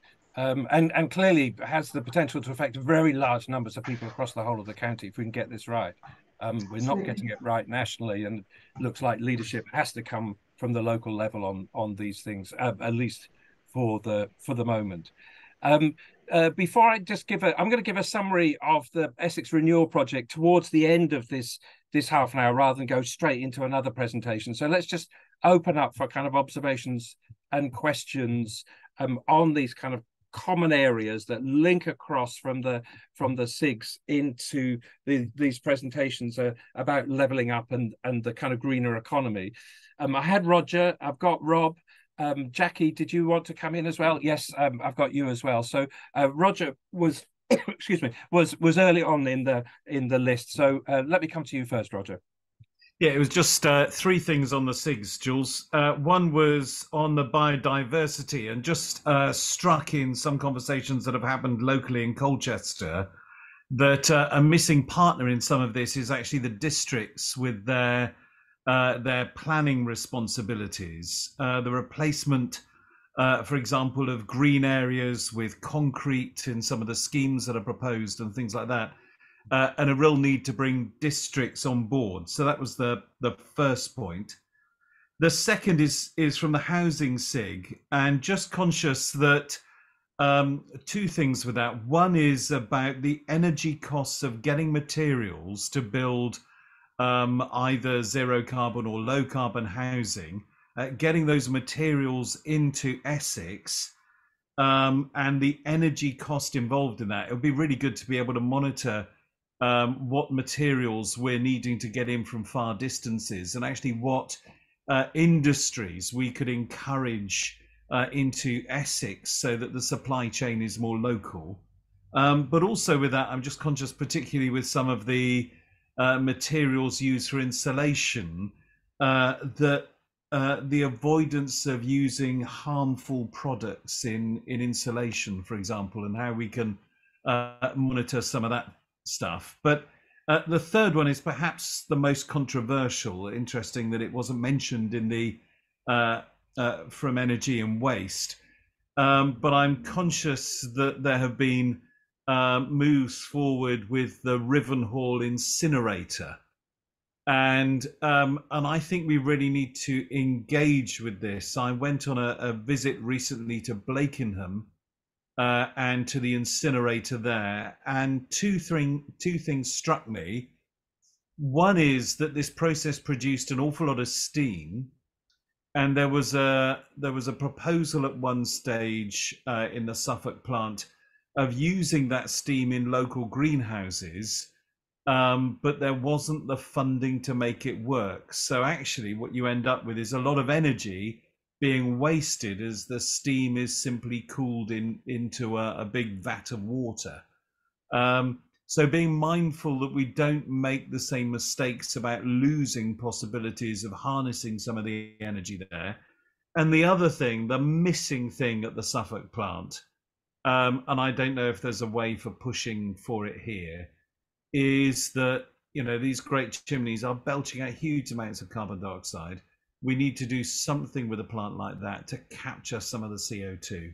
So I know politically, and Peter Schweer may want to comment on this, it's a bit of a hot potato with Braintree District Council having been consistent in their objection to this, but it's happening now, and we need to make the best of what is there. So they were my three observations. Thank you. Thank you, Roger. We'll come back a bit. I suspect that what Graham might say is, can we as individuals feed in observations of that sort into the waste strategy consultation when that is raised tomorrow? I mean, that would be kind of one place to do that. I think that we won't come to a position as a commission on controversial areas that have a kind of statutory development process. I think through our individual workings, we are able to kind of influence things, I'm sure. But as you rightly say, with the issue of the materials as well, as we make advances in certain areas to address the climate crisis, which is the biggest one, we're going to come up against contradictions and difficulties in other areas, and we have to kind of keep keep the questions wide enough to be able to address both of those, not to use them as ways to stop advances, as it were, but to make them better, as you rightly point out. So thanks for that. Jackie, over to you with a question, and then Rob. Thanks a lot. Yeah, so no, amazing. One of the things though that I keep wanting to tie back in is food, affordable access to food and so on. But I like the sort of subtext in the pedal power group where you were saying, oh, they get more access because now they've got bikes to get to that. I'm just wondering if there's any emphasis on giving sort of, with that group who have already kind of signed up into that whole way of thinking, access then to community garden, community land, where they could then have the additional training on how to grow food affordably. So you'd end up with sort of two bits of our program put together. So I'm just thinking if there's now greater reach for some of the population, whether that's something that could be bolted on to that. A very good suggestion. Good.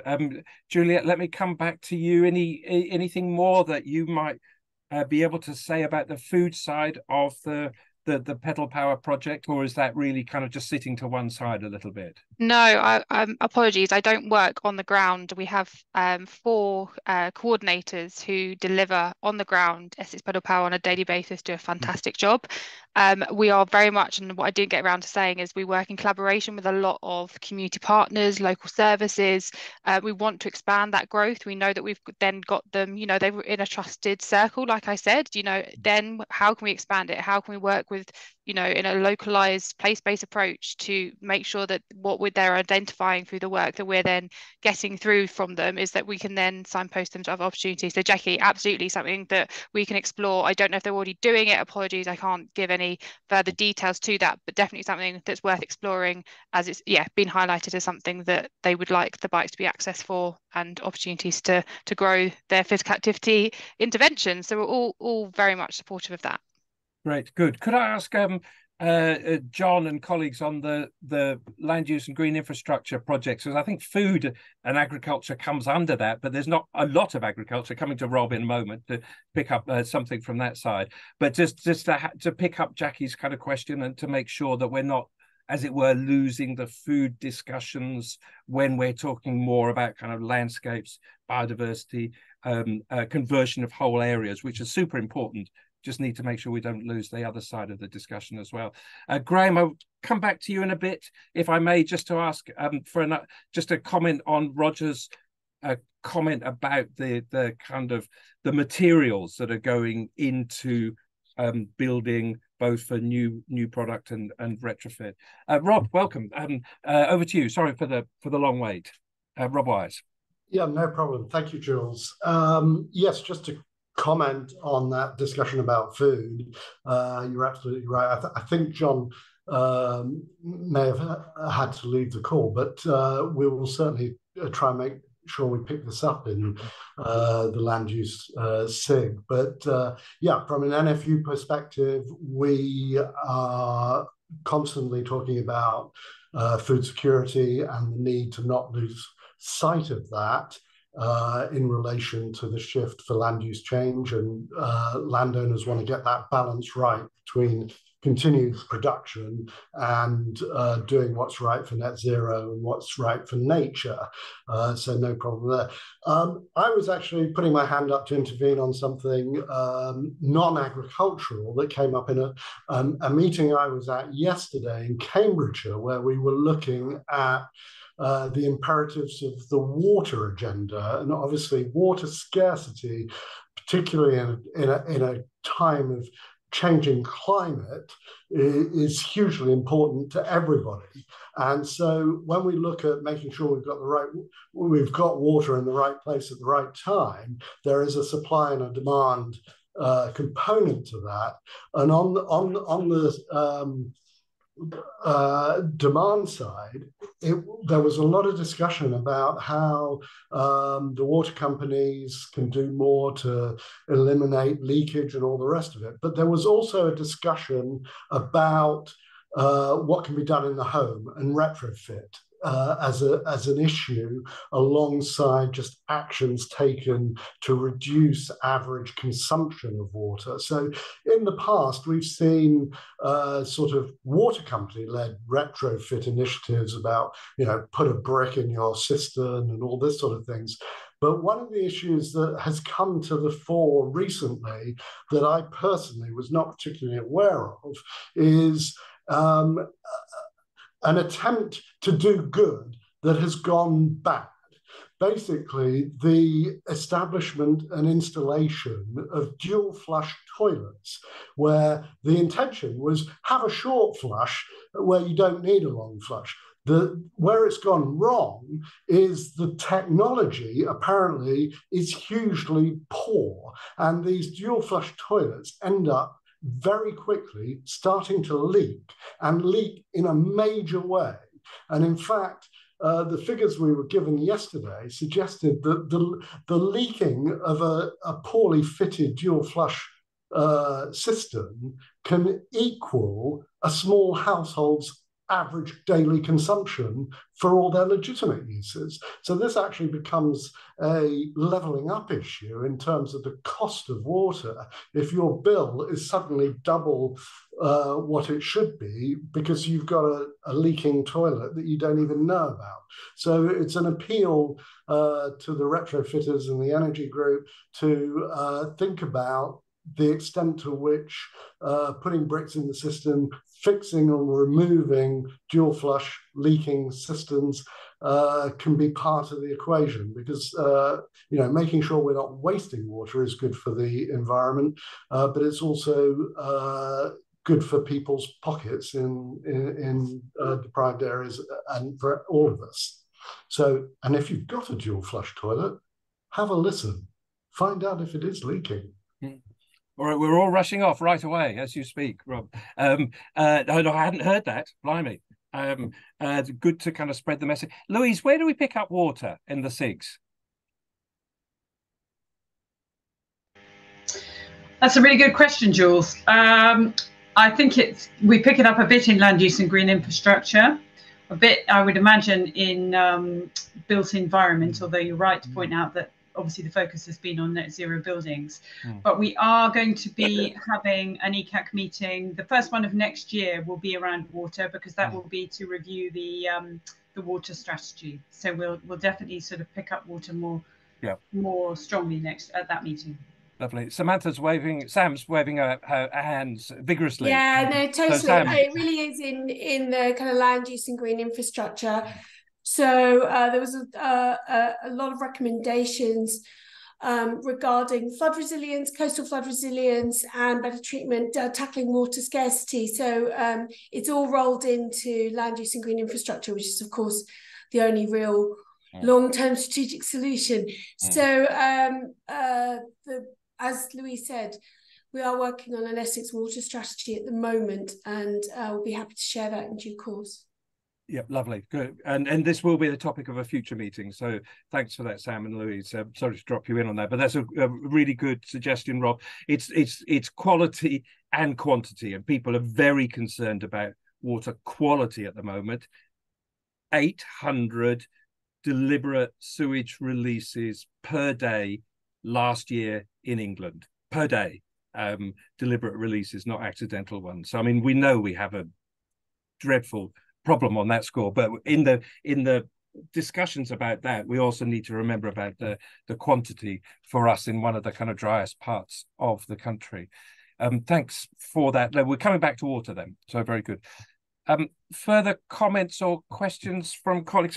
Graham, did you want to say something about the built environment and the embodied costs, as it were? You did mention that we're going to be looking at the embodied carbon costs in the future. Do you want to just say a couple more words about that? Yeah, that's helpful. So Roger raised some sort of helpful points there. So yes, we are moving to the embodied carbon elements and the questions that Roger's raised. So that's sort of very much on the agenda, and they are all key things that we need to do. So we're taking that forward. In relation to materials, we're currently in the process of reviewing the minerals local plan. That's quite important because it generates materials locally sourced. So the stuff that we have in Essex, our sand, our gravel, we have clay lumps, so we can produce our own bricks at the Bulmer Brickworks in, I think it's Braintree district. So we've got, all of those products, but the embodied carbon is something to be taking forward. And the review of the Minerals Local Plan, not only will it be talking about where we extract products that are local, but actually how do we use the spaces once we've dug the hole? So picking up some of that point in relation to water, it may well be that there's an opportunity to generate local reservoirs as a result of used up quarries. So that's all providing a sort of a positive contribution. And the other thing, just to pick up a little bit as well, because Roger raised the issue of, perhaps harmful products or less useful products in relation to building construction.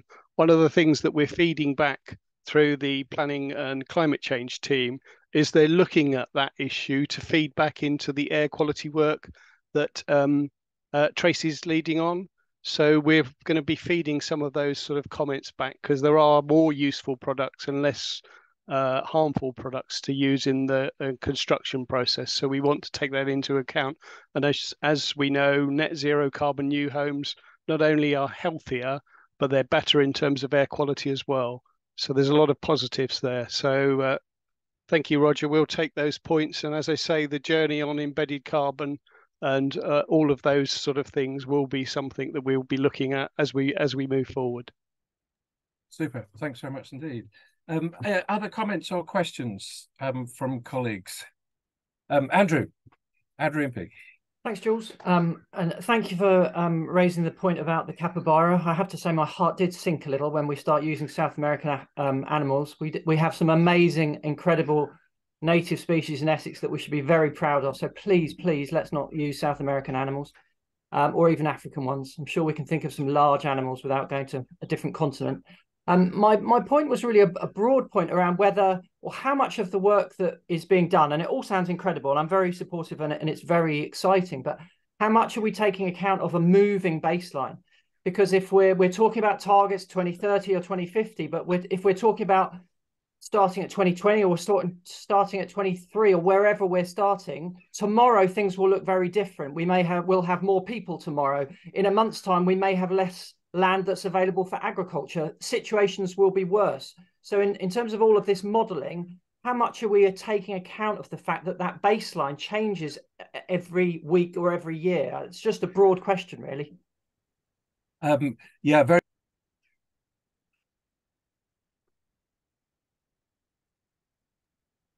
Apologies, I'm stuck on mute there.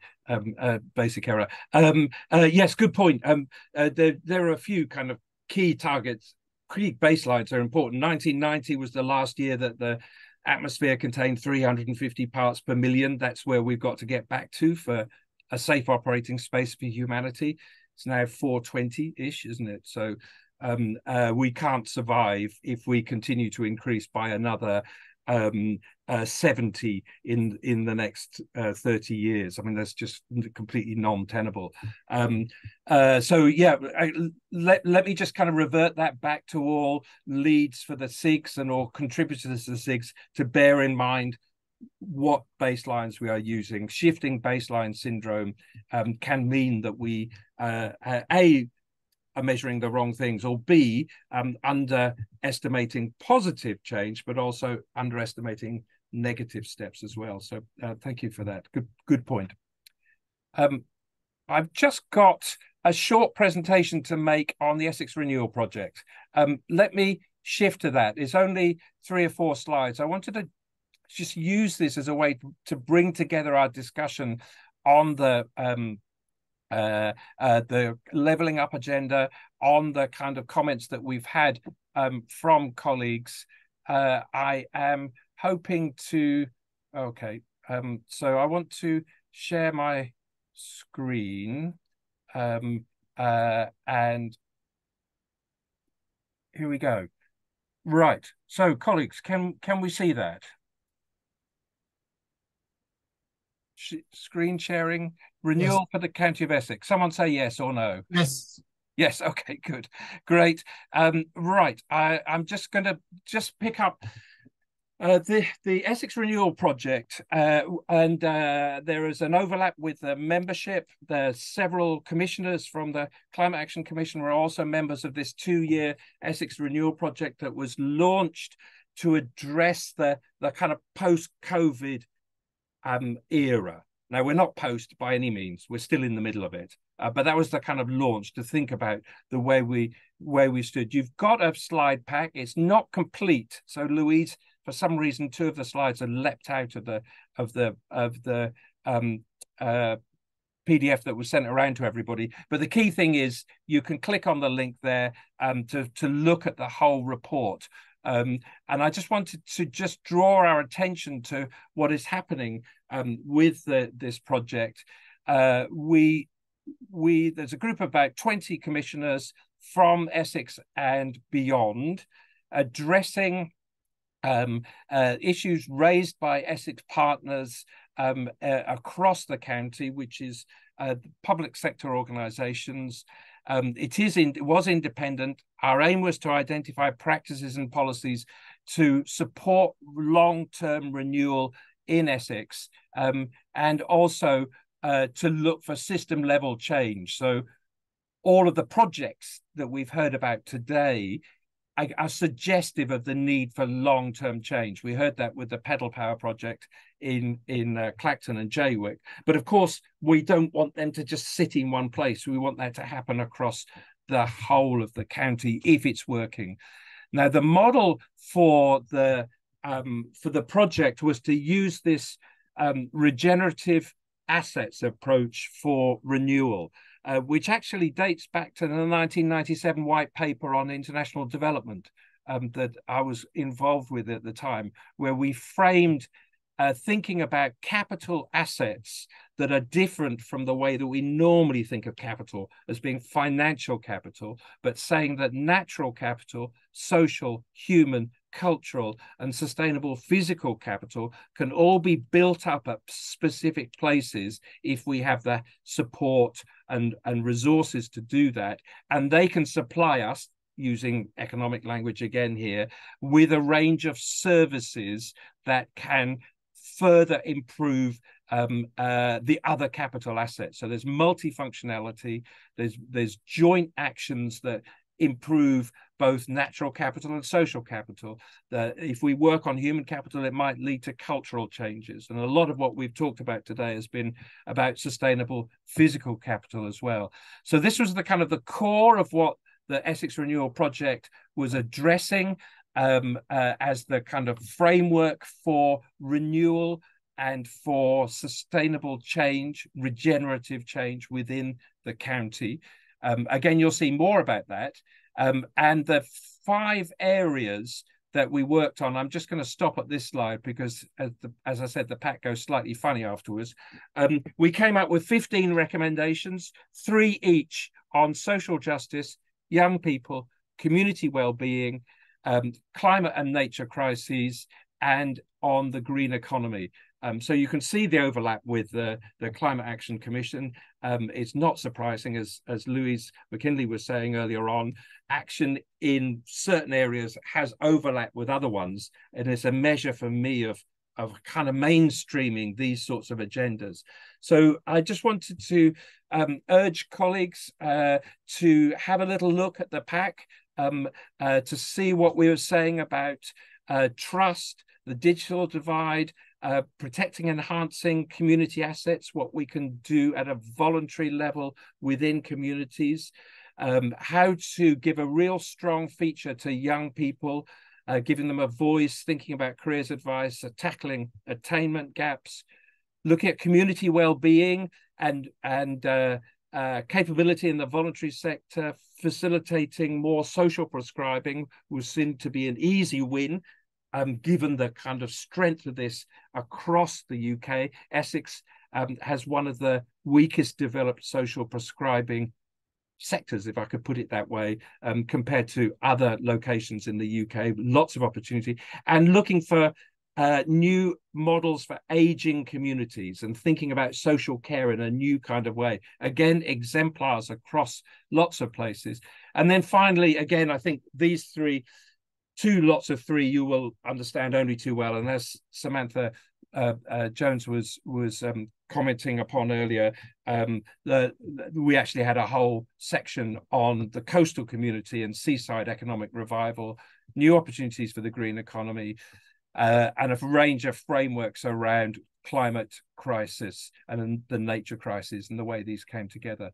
So I'm going to kind of stop at that point. So how do I undo the sharing? Stop share, that would be the answer. Yeah, okay. So nice and simple. The big red button that's facing me.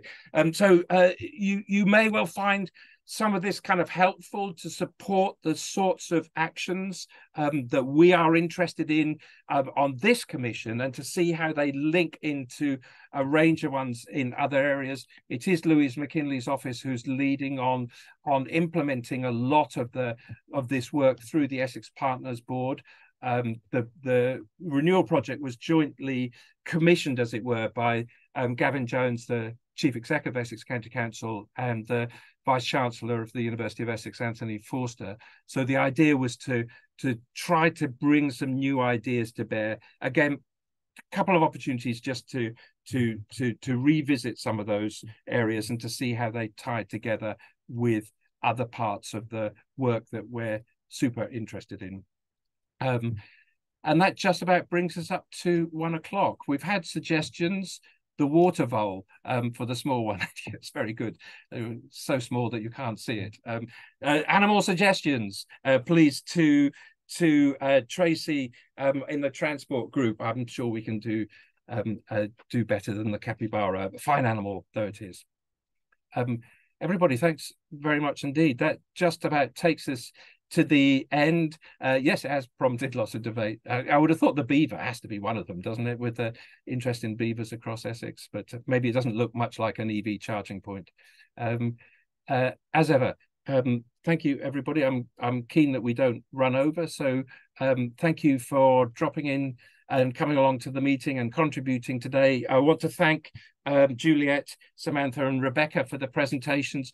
I think I would say that in talking about these exemplars, projects and ideas that are leading in specific areas, I think the headline about the amount of jobs created, the amount of investments brought into regions within Essex or Essex as a whole, as measures, standard economic measures, they don't tell the whole story. As we saw from the video, the benefits for people to have bikes are not about jobs, they're about other things.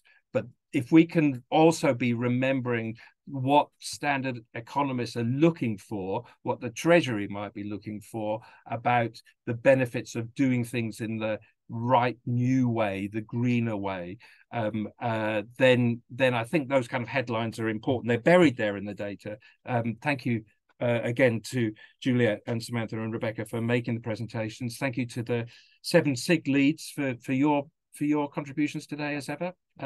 Superb. And that, I think, would be it. Louise, is there anything more to add as we come to the end? No, I think that's it, Jules. Great. Thank you, everyone. Thank you. Well, thank you very much, everybody. That's super. Some updated packs to come round, and links for further materials. If you've got any further ideas on animals, you know where to feed them in. Thank you again, everybody. Have a nice rest of the day. Thanks very much indeed, everybody. Cheerio. Hi, Jules. Thanks. Brilliant. Thanks, Jackie.